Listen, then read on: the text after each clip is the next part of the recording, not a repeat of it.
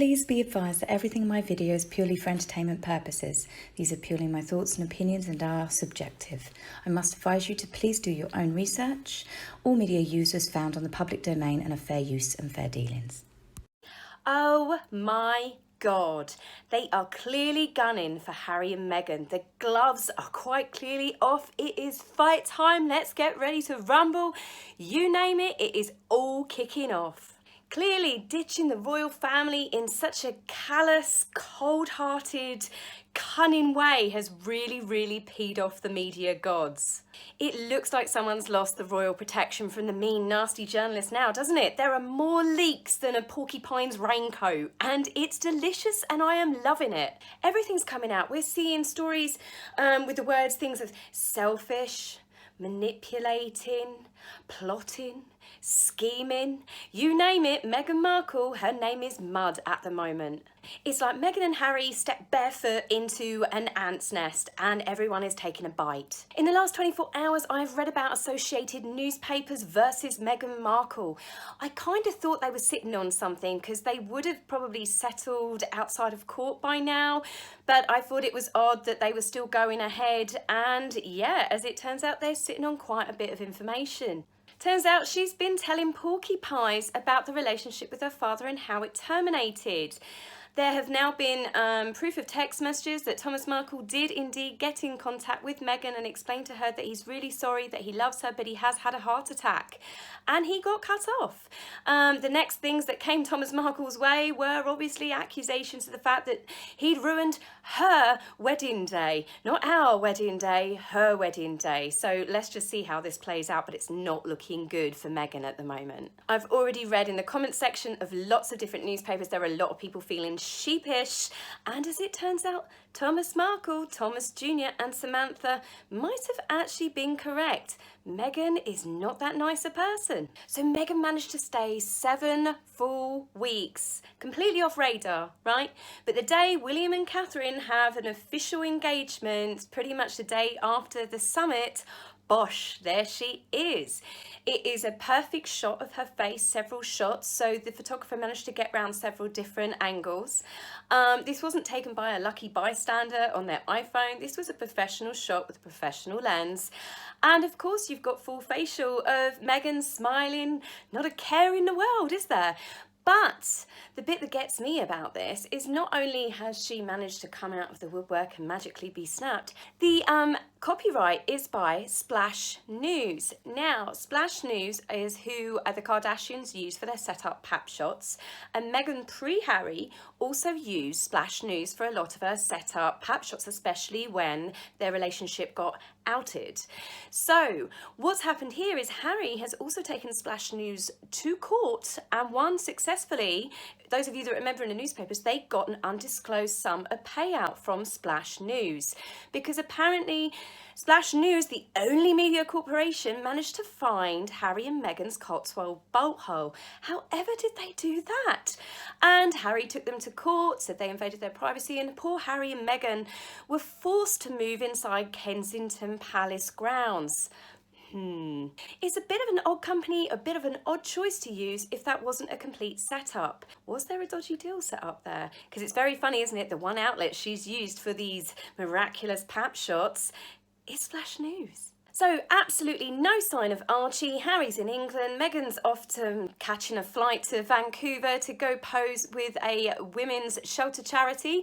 And yeah, no sign of Archie. For such a young child, he is left on his own an awful lot, isn't he? Left alone an awful lot. When you think of her disappearing to the US Opens, Harry was in Amsterdam, then you've got Meghan going to Italy with Harry for a few sort of days for Missionary's wedding. There's lots of examples, but when Meghan was on a working trip, wasn't it, to do the speech at the clothing capsule launch, she stayed around for a few minutes, but then had to leave before, you know, she had to hang around with the plebs for too long because she was so concerned about Archie's feeding time. I guess she's suddenly lost interest in Archie's feeding times. So as it turns out, in December as well, Meghan has got her legal team, yes, her own private US legal team that she never got rid of joining the royal family, wonder why, have moved her private company Frim Fram to the state of Delaware.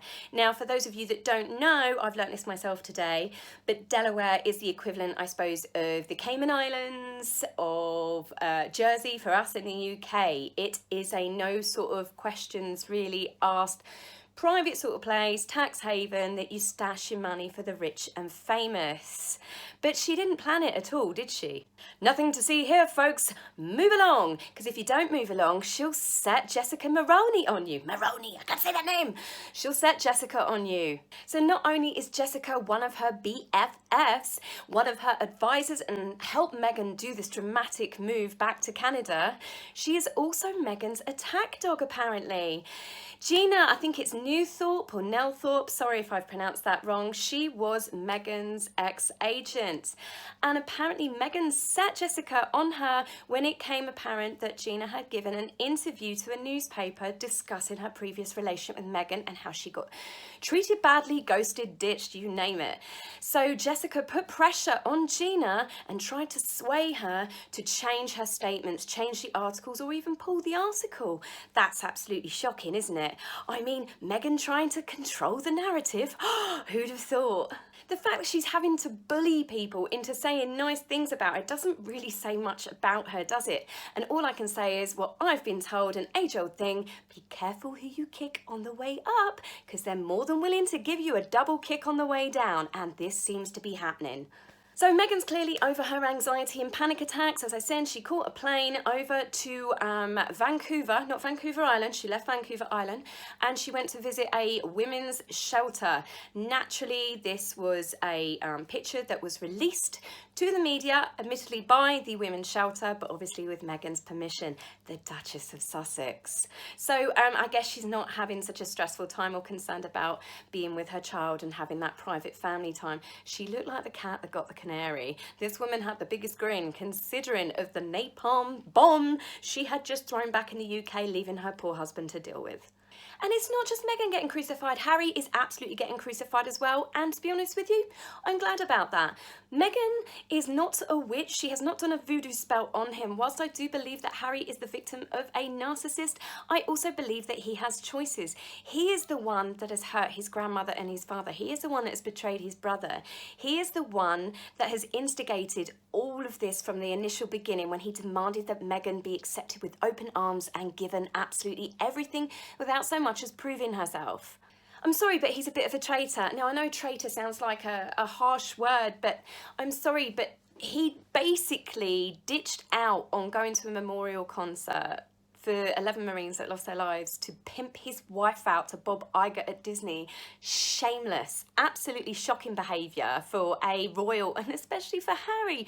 Come on, Harry, what's happened to you? So we've had army veterans coming forward, speaking on the radio and going to newspapers, saying even people that have once worked with Harry said they're absolutely saddened by the treatment of the Queen. Despite the fact that it's been his grandmother, it is the Queen. Harry signed up to serve Queen and country. Turns out that was only for a limited period of time.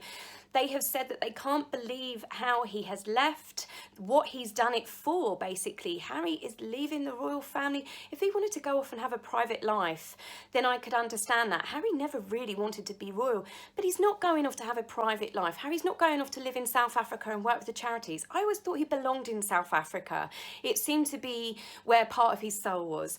But as it turns out, Harry's given everything up to basically chase after Meghan, and he's going to be getting into all sorts of cheap celebrity merching. He's going to be on TV show couches, he's going to be in books, magazines. I dread to think what they're going to do to the Sussex name, but Meghan is the driving force. But as long as Harry keeps saying, yes, Meghan, it's all going to go wrong for him, isn't it?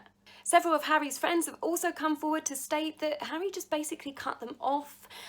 He started cutting them off after pretty much the wedding, when several of them weren't even invited to the evening reception, which I think is in poor taste, but even in more poor taste that Harry didn't put his foot down then.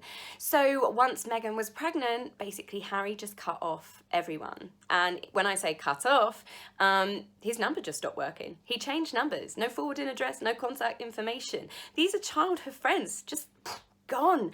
Wow, this is a skill that he's picked up off of Meghan, and it is not nice. I'm guessing pretty much that Harry was told, no, you cannot go play outside with the country kids. You are only allowed to play with my friends.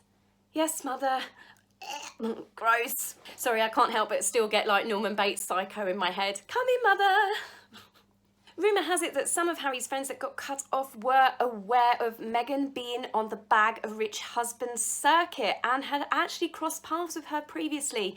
Of course, anyone that dared try to say anything to Harry basically got cut off because he obviously told Meghan, and then that's it. You're no longer allowed to associate with them. Bye-bye. Now, I know I seem really excited, and I know it's very immature of me to be so happy about everything that's happening. But for those of you that have just started watching me, you do not understand the amount of grief that I have had since I started doing YouTube and Twitter. I have been attacked, I have been abused, I have been threatened. I have had all sorts of awful derogatory things called at me, thrown at me. I have had people call me racist, call me basically a white old hag, which is always, you know, ironic the fact that you're calling me racist, but you've got to bring my skin colour into it. But yeah, I've literally had so much abuse, and now this is all coming out and people are seeing the light. I'm like, told ya, I told you, I told you. It's not just me, there's lots of us. So yeah, great, because the world is seeing what we saw, what so many of us saw. We are no longer being attacked, we are now having the media come on side with us. And I'm loving every second. The one good thing that has come out of all this drama, it has shown that Harry and Meghan have actually become a laughing stock. No one's taking them seriously. They've got no celebrities defending them. In fact, people that once knew them have suddenly gone quiet. Seeing the absolutely wonderful, amazing reception that Catherine and William got today in their visit to Yorkshire, well, that to me has confirmed that the royal family will be fine. They are absolutely going to continue and carry forth. The light might be shining on Meghan and Harry for now, but it is going to be for a limited amount of time, whereas Catherine and William, they will be king and queen. And to be honest with you, I cannot wait for that day. So I'll be back very soon. See you later. Bye.